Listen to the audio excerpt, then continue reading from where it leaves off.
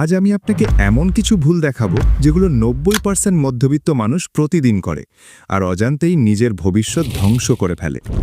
এই ভুলগুলো যদি আজ না থামান, আপনি যতই ইনকাম করুন সারা জীবন গরিবই থেকে যাবেন। আপনার কি মনে হয় দিনরাত হাড় ভাঙা খাটুনি আর সততার সাথে কাজ করলেই বড়লোক হওয়া যায়? যদি তাই হতো, তবে একজন রিকশা চালক বা কঠোর পরিশ্রমী মধ্যবিত্ত বাবা আজ পৃথিবীর সবচেয়ে ধনী মানুষ হতেন। সবাই চায় অভাবমুক্ত জীবন, কিন্তু আমাদের চারপাশে একটা দেয়াল তুলে দেওয়া হয়েছে, যে দেয়ালটা হলো মধ্যবিত্ত মানসিকতা।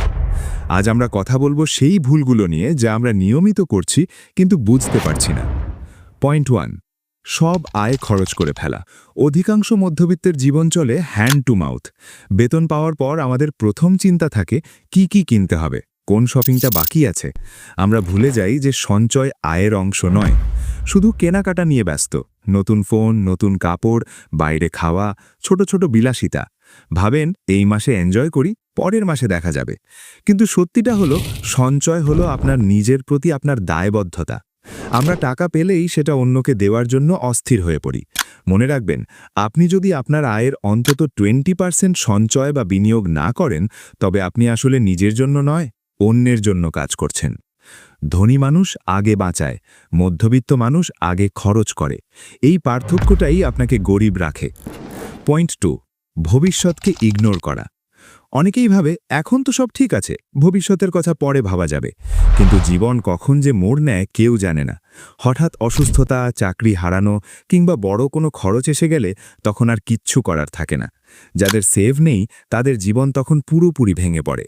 ভবিষ্যৎকে ইগনোর করা মানে নিজের জীবনকে অনিশ্চয়তার হাতে তুলে দেওয়া। আজ একটু কষ্ট করে না বাঁচালে কাল অনেক বড় কষ্ট ভোগ করতে হয়। পয়েন্ট 3, ঋণ বা ইএমআইকে স্বাভাবিক ভাবা। এটি সবচেয়ে ভয়ানক ভুল, ঋণকে লাইফস্টাইল বানিয়ে ফেলা। আজকাল কিস্তিতে সবকিছু পাওয়া যায় বলে মানুষ ঋণকে খুব নরমাল ভাবে নেয়। ফোন, বাইক, টিভি, ফার্নিচার সবই ঋণে কেনা হয়। তখন মনে হয় মাসে অল্প অল্প টাকা দিলেই তো হলো। কিন্তু বাস্তবে এই কিস্তিগুলো মাসের পর মাস মাথার ওপর বোঝা হয়ে থাকে। আপনি যখন কিস্তিতে কিছু কেনেন, তখন আপনি আসলে আপনার ভবিষ্যতের আয়কে আজকের জন্য বন্ধক রাখছেন। মধ্যবিত্তরা ছোট ছোট ঋণের জালে ফেসে গিয়ে বড় কোনো ইনভেস্টমেন্ট করার সাহস হারিয়ে ফেলে। ঋণ বা ক্রেডিট কার্ড আপনার পকেট থেকে শুধু টাকাই নেয় না, আপনার মানসিক শান্তিও কেড়ে নেয়। পয়েন্ট 4, লোক দেখানো খরচ বা সোশ্যাল প্রেশার। এটি অন্যকে ইমপ্রেস করার চেষ্টা।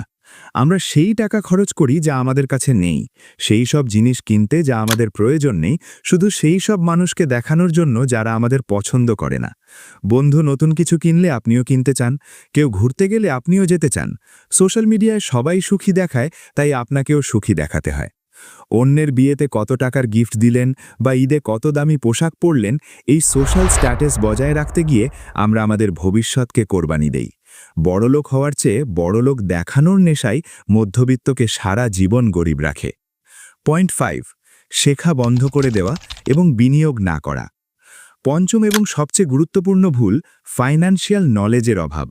মধ্যবিত্তরা মনে করে স্কুলে বা কলেজে যা শিখেছি সেটুকুই যথেষ্ট।